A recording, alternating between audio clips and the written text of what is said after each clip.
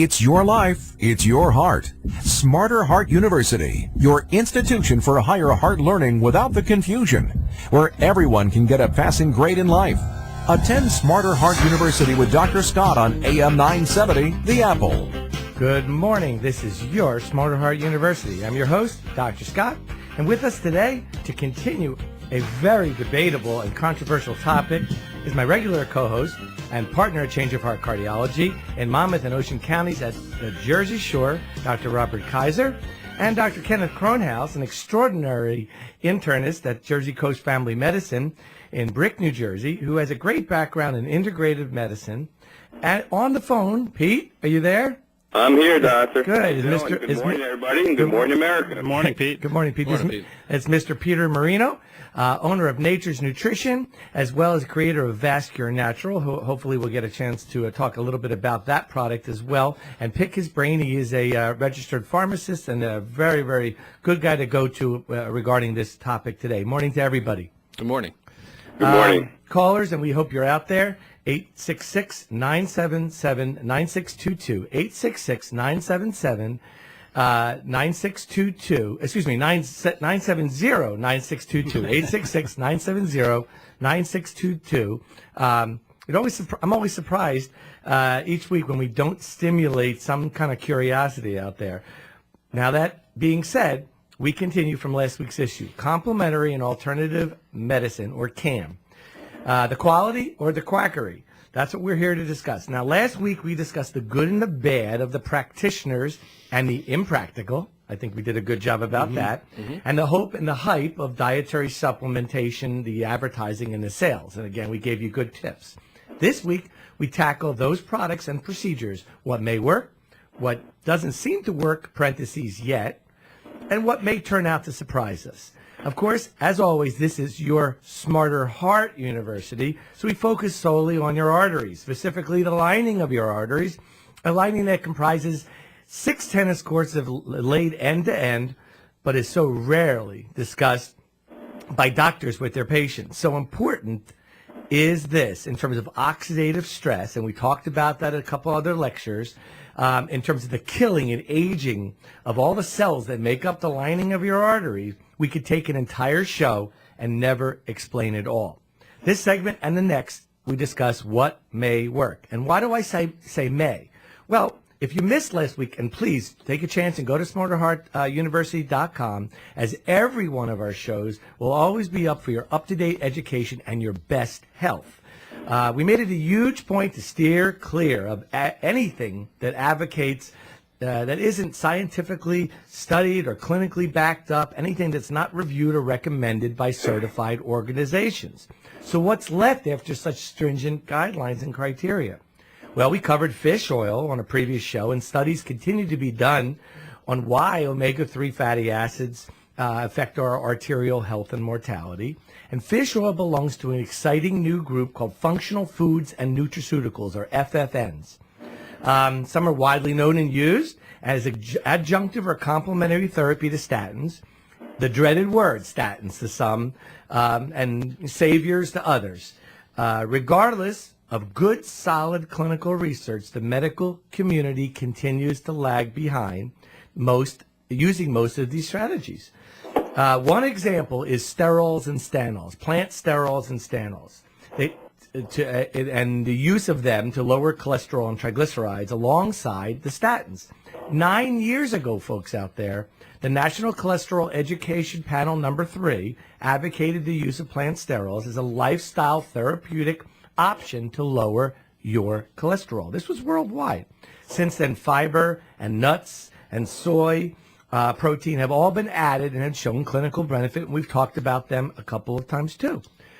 And folks, over 50 years of research has shown that plant sterols and stanols, taken about 1.5 to 2.5 grams per day, can lower your bad cholesterol up to 15%.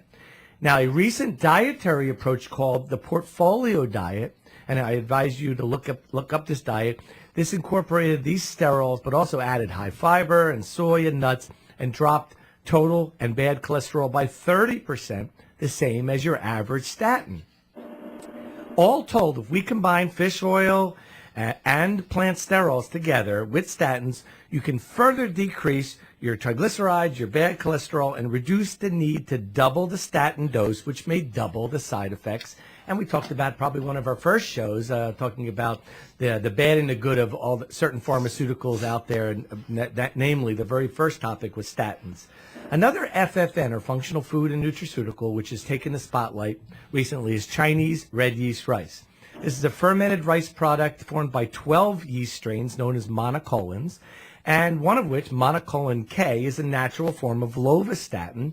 That's a current prescription statin. These monocolins inhibit the same enzymes that statins do in the liver, and they stop thereby the cholesterol production in a similar fashion and have similar risks as statins, but nowhere near as significant. This is interesting when almost $30 billion a year is spent on alternative therapies, more than the money spent out of pocket if you were hospitalized each year. More than that on alternative therapies. So natural statin, which is red yeast, or this natural statin, has gained some popularity with recent trials in the past showing at least equivalent cholesterol lowering to two long-standing statins, pravastatin or Pravachol, and fluvastatin or Lescol, and neither group had shown the main side effect, myalgias or muscle pain. Overall, the major issue has that been of consistency and content within the multitude of producers that are out. I call them TDHs, Tom, Dick, and Harry's. At the time of writing this article, there was a major proclamation that there's a mark. This just happened this past week, everybody, because we try to give you up to date. A marked variability in this monocolin levels in the supplement, such that for every 600 milligrams, quote unquote, 600 milligrams capsule advertised, there was an average of 0.3 to 12 milligrams per capsule. And 4 products that were examined had citrinin, a toxin which hurt the kidneys in animals. Their recommendations, physicians should use caution in prescribing red yeast rice to patients. But that being said, again, up to date, recent paper, again, within the past month, out of University of Pennsylvania in Philadelphia, well documented the safety of red yeast rice in those who had side effects of muscle pain who were on a statin. Every statin but pravastatin was looked at. As we stated last week, the good manufacturing practice law should require manufacturers of red yeast rice and all sellers of products to place nothing but pure supplement, the correct amount, and therein the product, and also report adverse events. Only then can we recommend a dietary supplement that safely by the medical community. Until then, consult your doctor, your pharmacist, if either of these is right for you, and what the proper follow-up should be. How did I do so far, guys? You hit the nail on the head. I think there was 2 points. First is that our blood vessels are not just a tube. They're a very active biologic component. It's an organ, all the blood vessels in our body. And so there's a lot of components and things that go on that, as you said, we could spend hours on trying to discuss it. And that's what we're trying to deal with, is reduce the aging of our vasculature, because that's what kills us with strokes and heart attacks. And then the next component was all these things that we're talking about really get to the quality of the compound that you're using, and that's why we have Pete on the line, is to help us kind of discuss that issue. Well, Pete, you're we've known you a long time, and you're a registered pharmacist, and you really have a good solid background, and you have a natural pharmacy of your own, and now your own line. How does one regulate and show a good solid that you can have consistency with the label and what you're putting in it? Oh, that's basically by where they get the raw material from, Doctor. The companies that we carry, we find out where they get the raw material from, and then from there we find out how good the raw material is. Yeah, you gave me something. You once told me about European standardization. What is that? Define that, about how you actually have standards of material. Pharmaceutical grade, I think everybody's heard of that. The next step would be for vitamins, European standards. They happen to be higher than the American standards. Those are the 2 things I go by. Okay. Pharmaceutical grade or European standards. If they don't meet those standards, we don't sell them. That's a good way to do it. I hope everybody kind of heard that out there, because that's the way to be. What do you think, Ken? Absolutely. I think you never really 100% sure what you're getting when you're buying supplements off of the shelf in some of the big chain stores. Some of them are manufactured in the same facilities and just relabeled and charge different prices. So you really need to know what you're getting. And and Peter, you had once told me that the manufacturers that you had used were very similar to some of the larger websites that are out there. And I think that's good consistency. You probably did your research in terms of, making sure that that was consistent, right?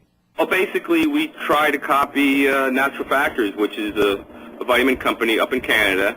And Canada has a lot stricter rules. Right. They basically have to be pharmaceutical grade or European standards, or they don't. They're not allowed to prescribe them. All right, we're going to go out to our commercial break. Pop quiz number 1. What component of all your cells generates energy?